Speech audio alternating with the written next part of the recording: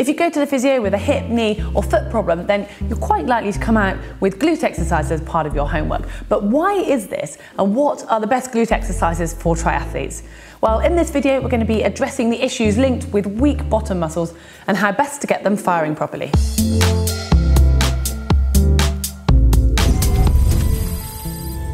Your gluteals, or your glutes as they're more commonly known, are a group of muscles that make up your bottom, and they consist of glute min, glute med and glute max. Now they all work together, but you've probably most likely heard of glute max. That's the largest of the three, and that one works to extend your hip, so it takes your leg backwards. Glute med and glute min tend to work together, and they help with rotation, so moving your leg in that direction, and also abduction, which is taking your leg away from the midline. An easy way to see if your glutes are firing properly is the Trendelenburg test. Now for this, you just need to stand in front of a mirror, make sure your hips are level, and then move your weight onto one leg, lift the other one up. If your hips drop to the side of the lifted leg, then that's a sign that your glutes on the weight-bearing leg aren't actually firing properly to be able to keep your hips level. Make sure you check on both sides as well. You might well have enough strength and activation in these muscles when standing, but when you start walking and then running, it's going to test them further. Now, it is normal to see a little bit of a hip drop when you're running on either side, but if you see an excessive movement of the hip, then you're going to be losing energy and it's detrimental to your run. The best way to work this out is to run on a treadmill and get someone to film you from behind or in front. You can watch the hips, or get an expert eye to watch you. If these muscles aren't firing properly, then it's going to affect the efficiency of your running gait. So it's time to wake them up. Here are 3 activation exercises that are going to get your glute med and glute min firing. First up, we're going to do the hip drop. So basically replicating the Trendelenburg test. All you need to do is find a step and then come up to standing on just one leg with the other leg off the edge. Now from here, you're just going to drop your foot towards the ground on your non-weight bearing leg by using your hip muscles, and then from here, activating the weight-bearing glute, you're going to pull your hips back towards neutral. So you drop down, and then you control it with a squeeze of your right bottom back up to neutral. Repeat 5 times, and then swap to the other side.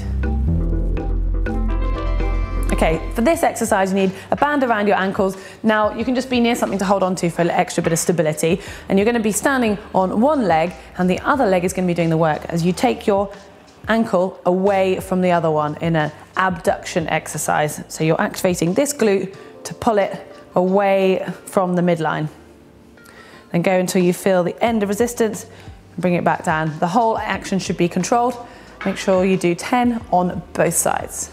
Now, if for some reason you don't have a band or you don't have access to one, you can actually improvise this exercise, and you can stand up against the wall and you push your ankle away against the wall in an isometric hold. And you can do that at different angles, so you just move your body further away.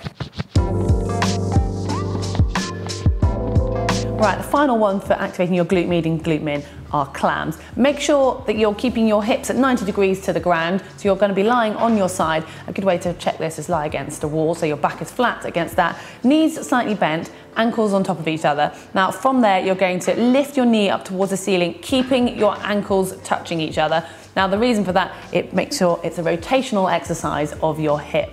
If you find this really easy, you can always add a band around your knees to add to the resistance, but make sure you've got really good form. Repeat it 10 times on either leg, and then for all of these exercises, try and do them twice through. Now it's time to look at glute max, the most powerful of the 3 muscles, but it's sometimes hard to know if it's activating properly, as your back and hamstrings can be great at compensating. But we've got 3 exercises to get it activated.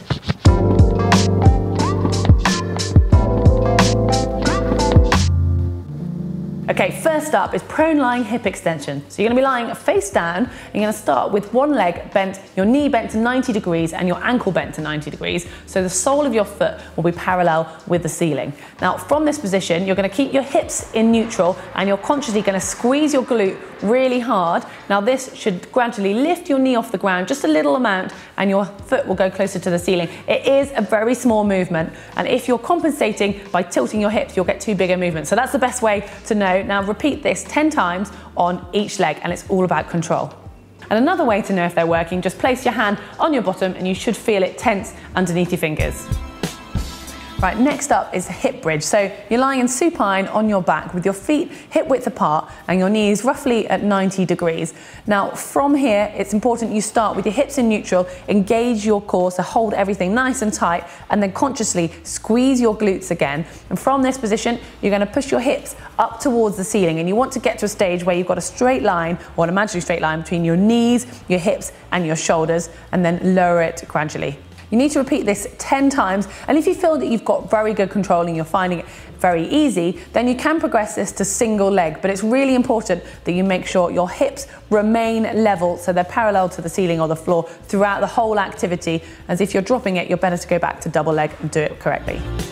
Finally, for glute max activation, it's 4-point kneeling. Make sure you start with your hips in a very nice neutral position, and then you're going to squeeze your glutes and concentrate on squeezing your glutes the whole way through the activity, trying not to overuse your back muscles or your hamstring. Now this will limit your range, so if you can do it next to a mirror, and make sure you keep your back in a really stable position. If you overextend in your back, then you're losing the glute activation part and you're working your back muscles more. So just make sure that you keep an eye that your back stays nice and neutral.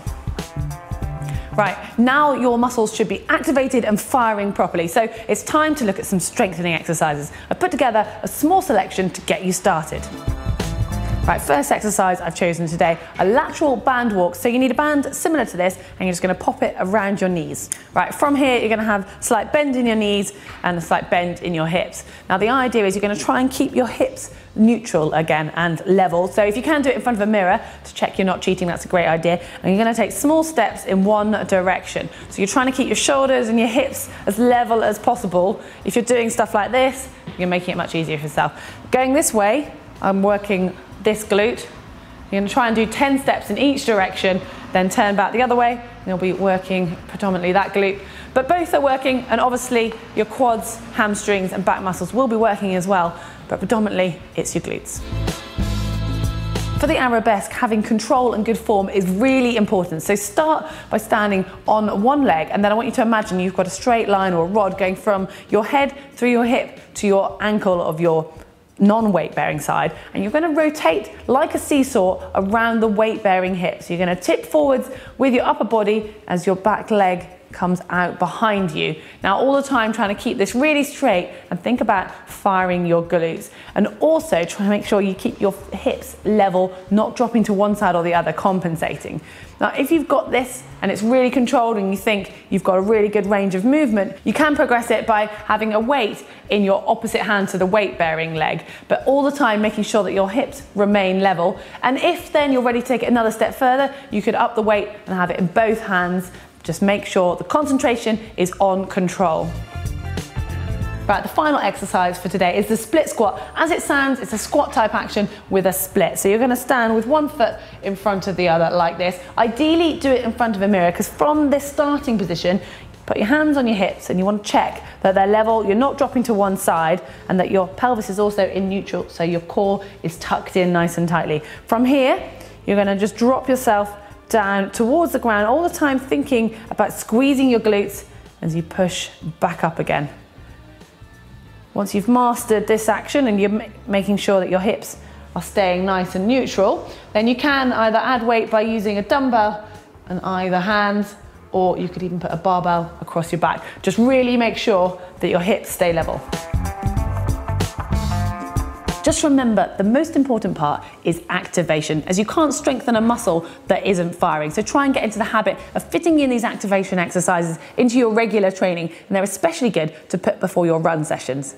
Now, if you want to watch more videos from GTN, you can subscribe by clicking on the globe. And if you want some more ideas on strength and conditioning exercises, there's a video for that right here. And if you want to learn more exercises that you can do with an exercise band, then there's some suggestions in the video here.